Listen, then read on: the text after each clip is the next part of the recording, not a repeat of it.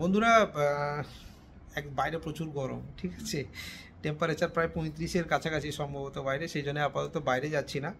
রমেশবাবু এখানে এসছেন তো দুবার, তাই তো? দুবার। হ্যাঁ, কিন্তু প্রথমবার আলাপটা ঠিকঠাক হয়নি, সেদিন আমি সত্যি খুব টায়ার্ড ছিলাম।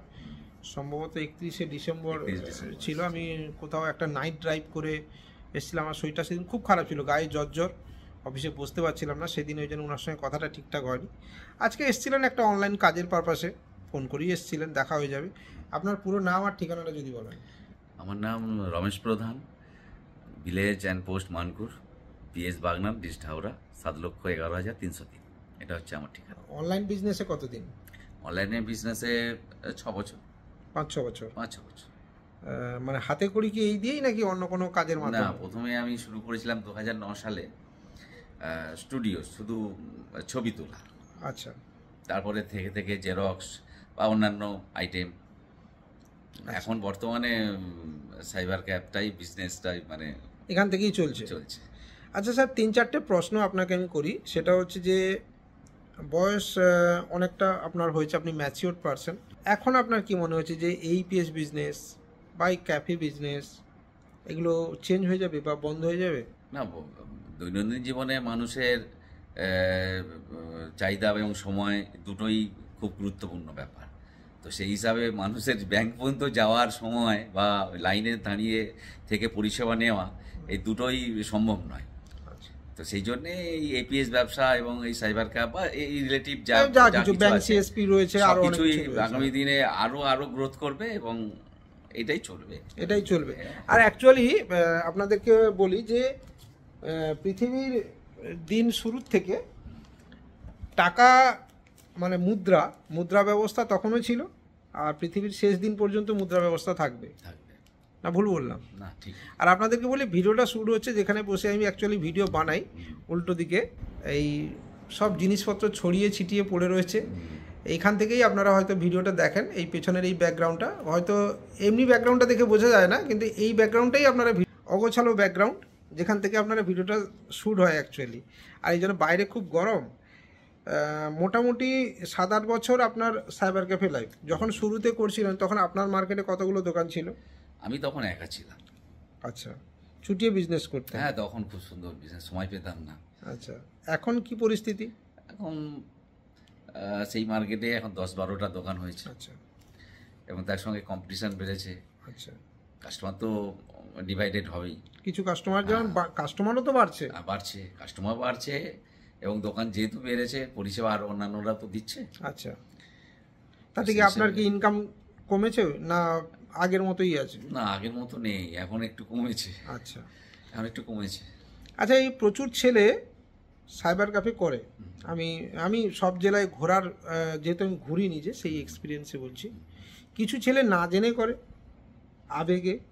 ধরুন আমার ভিডিও বা আমাদের মতো কারুর ভিডিও অনলাইনে আরও বহু মানুষ ভিডিও বানায় যে সাইবার ক্যাফে করলে পয়সা ইনকাম করা যায়। একটা মোবাইল দিয়ে বা একটা কম্পিউটার বা একটা ল্যাপটপ দিয়ে, একটা প্রিন্টার দিয়ে বসে পড়েছে, কিন্তু কাজ জানে না। এরকম আপনার কাছাকাছি এরকম কোনো আছে বলে মনে হয়? হ্যাঁ, আমারই উল্টো দিকে দুটো রয়েছে। আচ্ছা। আমার কাছে এসেই পরামর্শ আনতে আসে। আচ্ছা।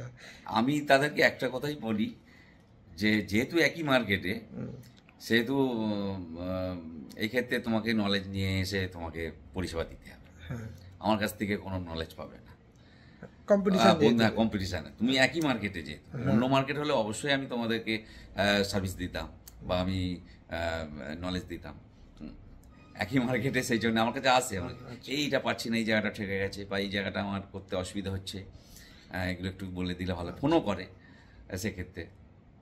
তো আমার মনে হয় অভিজ্ঞতা করেই তারপরে মার্কেটে এসে কাজ করা উচিত, কারণ সাধারণত কাস্টমারদের যদি ভুলভ্রান্তি কিছু হয়ে যায়, সেক্ষেত্রে কাস্টমারই প্রবলেমে পড়বে, এগুলো তারা এসে রেগে যায়। এবং আমি তখন বলি, ঠিক আছে, ওটা রেগে যাওয়ার কিছু ব্যাপার নেই, ভুল হয়েছে, অনলাইনের ব্যাপার মানে সব কিছুই করা যায়, সমাধান আছে, ও অসুবিধে নেই। আপনি যখন আমার দোকানে চলে এসেছেন, সমাধান অবশ্যই পাবেন। তো সেক্ষেত্রে আমি সেই কাজগুলো করে দিই। এইভাবেই কেটে যাচ্ছে। এক ছেলে এক মেয়ে? না, আমার একটাই ছেলে। আচ্ছা, এক ছেলে রয়েছে, স্বামী স্ত্রী, আর মিসেস আইসিডিএস মা রয়েছেন। মিসেস একটা ছোটখাটো কাজের সঙ্গে যুক্ত। তো সব মিলিয়ে কেটে যাচ্ছে আপনার জীবন। তো এইভাবে। পেনশন? আচ্ছা, মাও পেনশন? পেনশন। মানে তাহলে বাবা কি হাওড়া করতেন? জেলা পরিষদে, আচ্ছা জেলা পরিষদে সার্ভিস করতেন। আচ্ছা, সেখান থেকে যেহেতু যদিও বাবা সেই সময়ের আগে সেটা একটা দাদা করে সেই চাকরিটা, বাবার আচ্ছা চাকরিটা করে, মা পেনশন পায়। মা পেনশন পান আর কি। তো বন্ধুরা, এই ছিল একটা ছোট্ট আড্ডা। আর যেহেতু রমেশ বাবুর সঙ্গে এটা দ্বিতীয়বার সাক্ষাৎ হচ্ছে একটা কাজের পারপাসে, তো সেই জন্যই ভাবলাম একটা এই মুহূর্তটাকে একটু ফ্রেমবন্দি করে নেওয়া যাক, আর আপনাদের সঙ্গেও এই এক্সপিরিয়েন্সটা শেয়ার করা যাক। অনেক অনেক এক্সপিরিয়েন্স রয়েছে, মানে 7 থেকে 8 বছরের একটা এক্সপিরিয়েন্স, এটা অনেক এক্সপিরিয়েন্স। আমার থেকে হয়তো ওনার এক্সপিরিয়েন্স অনেক বেশি এই লেভেলে।